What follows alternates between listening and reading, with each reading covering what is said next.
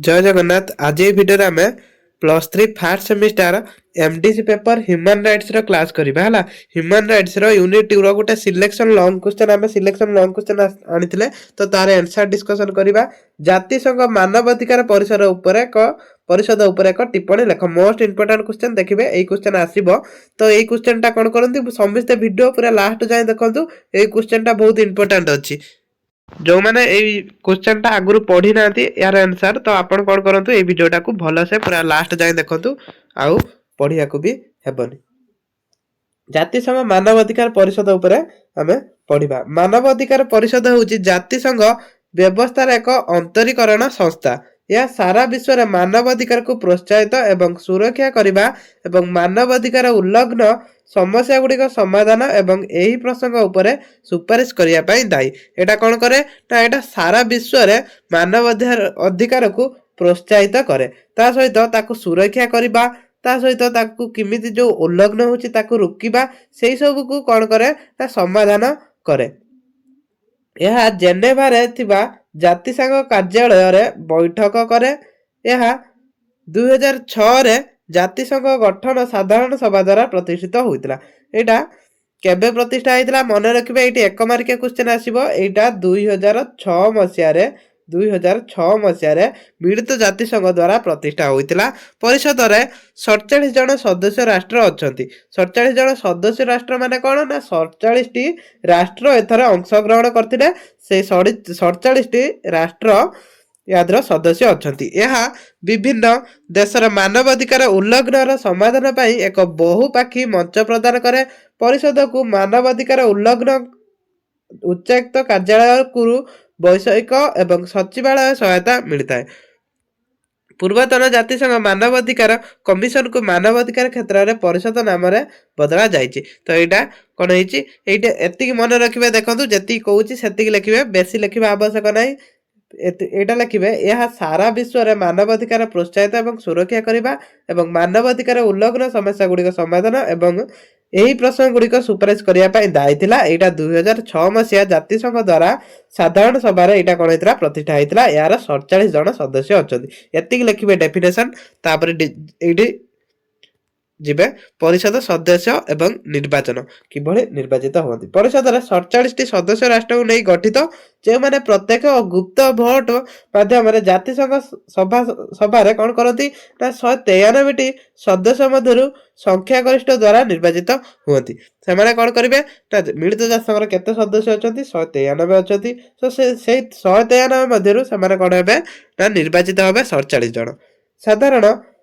साधारण सभा मानवाधिकार प्रोत्साहन एवं सुरक्षा पाई सदस्य राष्ट्र गुड़िक अवदान एवं यही क्षेत्र में सेमानक स्वीकृति प्रतिश्रुति और प्रतिबद्धता को विचार को निया जाए। एतिक लिखिबे कोन एधर एटी पॉइंट करिवे सदस्यता एवं निर्वाचन एतिक लिखिबे। तापर जिबे एटी देखंतु परिषद सदस्य समान भौगोलिक बंटन उपर आधारित आसन गुड़िक निम्नलिखित भाव में बंटन करा जाए। केभଳି बंटन करा जाए एटा मन रखिबे। आफ्रिका राष्ट्र मानकर 13टी आसन थाए। एशिया प्रशांत महासागरीय राष्ट्रंकर 13टी आसन थाए। लाटिन अमेरिका एवं कारिबिया राष्ट्रर 8टी आसन थाए। पश्चिम यूरोप एवं अन्य राष्ट्रंकर 7टी आसन थाए। पूर्व यूरोप राष्ट्र 6टी आसन थाए। तो जो माने एग्जाम टाइम रे वीडियो देखुछथि तो जदी एटा न मन रहइबो छाड़ंतु, एटा को टोटली स्किप करंतु। जो माने कर आगु के एग्जाम अछि से माने पढ़ी परिबे आराम से। मानवाधिकार परिषद रो कार्य एटा मोस्ट इंपोर्टेंट। एटी 5 मार्किया क्वेश्चन भी एटा पढ़ी पारे। तो सेति पई मु कहिथिनि वीडियो को लास्ट देखिबो। एटा मोस्ट इंपोर्टेंट रहउची 5 मार्किया पई एटा सिलेक्शन रहउची। मानवाधिकार परिषद रो कार्य पढ़ी पारे। तो एटी लॉन्ग क्वेश्चन भी एटा लिखिबे, पॉइंट करिवे मानवाधिकार परिषद रो कार्य आई टू आई देकी तापरे लिखिबे। एटी देखंतु कोन कोन कार्य अछि। मानवाधिकार ऊपर आलोचना पई अंतर्जातीय मंच।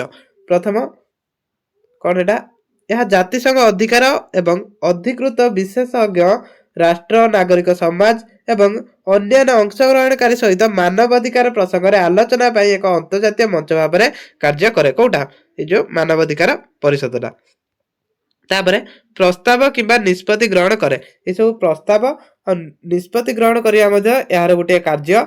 यह नियमित ବୈଠକରେ ପ୍ରସ୍ତାବ କିମ୍ବା ନିଷ୍ପତ୍ତି ଗ୍ରହଣ କରେ ଯାହା ନିର୍ଦ୍ଦିଷ୍ଟ ମାନବାଧିକାର ଚିନ୍ତା କିମ୍ବା ପରିସ୍ଥିତି ଉପରେ ଅନ୍ତର୍ଜାତୀୟ ସମ୍ପ୍ରସାରଣ ସ୍ଥିତିକୁ ପ୍ରତିଫଳନ କରେ। ଏଇଟା କ'ଣ କରେ ନା ଏହା ନିୟମିତ ବୈଠକ ପ୍ରସ୍ତାବ ଆଉ ନିଷ୍ପତ୍ତି ଗୁଡ଼ିକ କ'ଣ କରିଥାଏ ଇଏ ଗ୍ରହଣ କରିଥାଏ। ଆଉ ମାନବାଧିକାର ଯୋଉ ଚିନ୍ତାଟା ଯୋଉ ପରିସ୍ଥିତି କ'ଣ କରେ ଇଏ ପ୍ରତିଫଳିତ କରିଥାଏ। ଏ ସଂକଳ୍ପ ବା ପ୍ରସ୍ତାବ ଗ୍ରହଣ କରି ଏକ ଶକ୍ତିଶାଳୀ ରାଜନୈତିକ ବାର୍ତ୍ତା ପ୍ରକାଶ କରେ ଯାହା ସରକାରଙ୍କୁ ସେହି ସମସ୍ୟା ଗୁଡ଼ିକ ସମାଧାନ କରିବାକୁ ପ୍ରୋତ୍ସାହିତ କରିପାରେ। ତ ଏଇଟା ଥିଲା ମଧ୍ୟ କ'ଣ ପ୍ରସ୍ତାବ ଆଉ ନିଷ୍ପତ୍ତି ଗ୍ରହଣ କରିବା ମଧ୍ୟ ତାର ଗୋଟେ କାର୍ଯ୍ୟ ଥିଲା। ତାପରେ ସଙ୍କଟ ଉପରେ ସ୍ୱତନ୍ତ୍ର ଅଧିବେଶନ। ଏହା ଜରୁରୀ ମାନବିକ ଅଧିକାର ପରିସ୍ଥିତି ପ୍ରତିକ୍ରିୟା ପାଇଁ ସ୍ୱତନ୍ତ୍ର ଅଧିବେଶନ ଭାବରେ ଜଣାଶୁଣା ସଙ୍କଟ ବୈଠକ ଆୟୋଜନ କରେ। ସଙ୍କଟ କ'ଣ? ସଙ୍କଟ ଉପରେ ଅଧିବେଶନ। ସଙ୍କଟ ମାନେ କ'ଣ? ମାନବ ଅଧିକାର କ୍ଷେତ୍ରରେ କିଛି ସଙ୍କଟ ଅଛି ବା କିଛି ବିପଦ ଅଛି, ସେଇ ସବୁ ବିଷୟରେ କ'ଣ କରେ ନା ଏହା ଆଲୋଚନା କରେ। ସେଇଟାକୁ ଯାହାଦ୍ୱାରା ୟା ପରେ କ'ଣ କରିବା ନା ସେଇଟାକୁ ଆମେ ସଂଶୋଧନ କରିପାରିବା। ସେଥିପାଇଁ ସେଇ ଯୋଉ ସଙ୍କଟ ଉପରେ ମଧ୍ୟ এই ଅଧିବେଶନ ଗୁରୁତ୍ୱ ଦିଏ। ମାନବ ଅଧିକାର ରେକର୍ଡ ସମୀକ୍ଷା କରେ। ମାନବ ଅଧିକାର ରେକର୍ଡ କ'ଣ ନା ଏହା ବିଶ୍ୱସ୍ତରୀୟ ସାମୟିକ ସମୀକ୍ଷା ମାଧ୍ୟମରେ ସମସ୍ତ ମିଳିତ ଜାତିସଂଘ ସଦସ୍ୟ ରାଷ୍ଟ୍ରର ମାନବ ଅଧିକାର ରେକର୍ଡକୁ ସମୀକ୍ଷା କରେ। ସଦସ୍ୟ ରାଷ୍ଟ୍ରର ମାନବ ଅଧିକାର ରେକର୍ଡ ମାନେ କ'ଣ ବୁଝିପାରୁଛନ୍ତି ନା? ଧର ଆମ ସମ୍ବିଧାନର ମାନବ ଅଧିକାର ପାଇଁ କ'ଣ ଦିଆହେଇଛି, ଯେମିତି 14 ଧାରାରୁ ଆରମ୍ଭ କରିକି 34 ଧାରା ପର୍ଯ୍ୟନ୍ତ ଆମର କ'ଣ ହେଇଛି ମାନବ ଅଧିକାର ଗୁଡ଼ିକ ଲିପିବଦ୍ଧ ହୋଇଛି। ତ ସେଇଟା କ'ଣ କରିଛି ଆମ ସମ୍ବିଧାନ ଦେଇଛି। ତାପରେ ମାନବ ଅଧିକାର ରେକର୍ଡ ସମୀକ୍ଷା କରେ। ମାନବ ଅଧିକାର ରେକର୍ଡ ଗଲା। ତାପରେ ମାନବ ଅଧିକାର ବିଶେଷଜ୍ଞଙ୍କୁ ନିଯୁକ୍ତି କରେ। ଏଠି ଦେଖନ୍ତୁ, ଏହା ନିର୍ଦ୍ଦିଷ୍ଟ ଦେଶରେ ପରିସ୍ଥିତି ଉପରେ ନଜର ରଖିବା କିମ୍ବା ନିର୍ଦ୍ଦିଷ୍ଟ ବିଷୟବସ୍ତୁ ଦେଖି ପରିଷଦ ଆତ୍ମା ଭାବରେ କାର୍ଯ୍ୟ କରୁଥିବା ସ୍ୱତନ୍ତ୍ର ପ୍ରକ୍ରିୟା ସ୍ୱାଧୀନତା ମାନବ ଅଧିକାର ବିଶେଷଜ୍ଞଙ୍କୁ ନିଯୁକ୍ତି କରେ। କ'ଣ ମାନବ ଅଧିକାର କ୍ଷେତ୍ରରେ ସବୁ ମାନବ ଅଧିକାରୀ ମାନଙ୍କୁ କ'ଣ କରିଥାଏ ନା ଏଟା ନିଯୁକ୍ତି କରିଥାଏ। ଯୁଦ୍ଧ ଅପରାଧ ଏବଂ ମାନବତା ବୁଦ୍ଧିର ଏଟା କ'ଣ ହବ ନା ଯୁଦ୍ଧ ଅପରାଧ ଏବଂ ମାନବତା ବିରୁଦ୍ଧରେ ଅପରାଧ ଉପରେ ତଦନ୍ତ। ଏଟା କ'ଣ କରିଥାଏ ନା ଯୁଦ୍ଧ ଅପରାଧ ତା ସହିତ ମାନବ ବିରୋଧରେ ଯୋଉ ସବୁ ଅପରାଧ ଘଟୁଛି ତାକୁ ଏଇଟା ତଦାରଖ କରିକି ତାକୁ ସମାଧାନ କରିଥାଏ। ଏହା ତଦନ୍ତ ଏବଂ ତଥ୍ୟ ଅନୁସନ୍ଧାନ ମିଶନ କମିଶନକୁ ଅଧିକାର ଦିଏ ଯାହା ଯୁଦ୍ଧ ଅପରାଧ ଏବଂ ମାନବତା ବିରୁଦ୍ଧରେ ଅପରାଧ ଉପରେ କଠୋର ପ୍ରମାଣ ପ୍ରସ୍ତୁତ କରେ। ଏଇସବୁ ତାର କାର୍ଯ୍ୟ ଥିଲା। ପରିଷଦର ବିଭିନ୍ନ ଯନ୍ତ୍ର ଏବଂ ସଂସ୍ଥା ଗୁଡ଼ିକ ମଧ୍ୟରେ ଅନ୍ତର୍ଭୁକ୍ତ। ଏଇସବୁ ସଂସ୍ଥା ଥିଲା ସର୍ବଜନ ପର୍ଯ୍ୟବେକ୍ଷଣ ସମୀକ୍ଷା, ସ୍ୱତନ୍ତ୍ର ପ୍ରକ୍ରିୟା। ଏଇଠି ଦେଖନ୍ତୁ, ସର୍ବଜନ ପର୍ଯ୍ୟାୟ ସମୀକ୍ଷା ଏକ ରାଷ୍ଟ୍ର ନେତୃତ୍ୱାଧୀନ ଯନ୍ତ୍ର ଯାହା ନିୟମିତ ଭାବରେ ସମସ୍ତ ମିଳିତ ଜାତିସଂଘ ସଦସ୍ୟ ରାଷ୍ଟ୍ର ମାନବିକ ଅଧିକାର ପରିସ୍ଥିତି ମୂଲ୍ୟାଙ୍କନ କରେ। ଏଇସବୁ ତାର କ'ଣ ଏଇଗୁଡ଼ାକ ସବୁ ପଢ଼ିବେ। ଦେଖନ୍ତୁ ଏଫଏମ୍ ୟୁନିଭର୍ସିଟିର ଏକ୍ଜାମ ଅଛି, ତ ସେଥିପାଇଁ କ'ଣ ଆମେ ଯଦି ପୁରା ୟାକୁ ଡିସ୍କସନ୍ କରିବା ତ ଆମେ ସାରିପାରିବାନି। ସେଥିପାଇଁ ମୁଁ କ'ଣ କରୁଛି ଏଇଠି ଆପଣଙ୍କୁ ଶୋ କରାଉଛି, ତ ଆପଣ ଏଇଟା ଟିକେ ପଜ୍ କରିକି ପଢ଼ିଦେବେ ଯେଉଁମାନେ ଏଫଏମ୍ ୟୁନିଭର୍ସିଟି ପିଲା ରହୁଛନ୍ତି। ତାପରେ ଅଧିବେଶନ ପଢ଼ିବେ। ସଭାପତି ଓ ବ୍ୟୁରୋ ମାନବାଧିକାର ପରିଷଦ ତଦନ୍ତ ପରିସରଭୁକ୍ତ। ତ ଏକୁ ଯଦି ଲଙ୍ଗ କ୍ୱେଶ୍ଚନ ପଢୁଛି ଟିପ୍ପଣୀ ଲେଖିବା ପାଇଁ ଏସବୁ ଲେଖିବେନି। ଯେତିକି ଆମେ ଡିସ୍କସନ୍ କଲେ ସେତିକି ବାଟ ଲେଖିବେ, ଏସବୁ ଲେଖିବେନି। ଏସବୁର ବି କିଛି ଆବଶ୍ୟକ ନାହିଁ, ଆପଣ ସେତିକି ଲେଖିବେ। ଯେତିକି ଡିସ୍କସନ୍ କଲେ ଏ ଭିଡ଼ିଓରେ ସେତିକି ଲେଖିବେ। ତ ୟା ପରେ ଆମେ କ'ଣ ପିଡିଏଫ୍ଟାକୁ କ'ଣ କରିବା, ଆମେ ଟେଲିଗ୍ରାମର ପିଡିଏଫ୍ ଦେଇଦେବା। ତ ଟେଲିଗ୍ରାମର ପିଡିଏଫ୍ ଡାଉନଲୋଡ୍ କରିନିଅନ୍ତୁ। ଆଉ ଯେଉଁମାନେ ପୂର୍ବ ଭିଡ଼ିଓ ଦେଖିନାହାନ୍ତି, ହ୍ୟୁମାନ୍ ରାଇଟ୍ସର ଆମେ ବହୁତ ଗୁଡ଼ିଏ ଭିଡ଼ିଓ କରିଛନ୍ତି। ହ୍ୟୁମାନ୍ ରାଇଟ୍ସ ପ୍ଲେଲିଷ୍ଟକୁ ଯିବେ, ଚେକ୍ କରିବେ, ସେଇଠି ସବୁ ଭିଡ଼ିଓ ମିଳିବ, ସେଇଠି ଦେଖିପାରିବେ।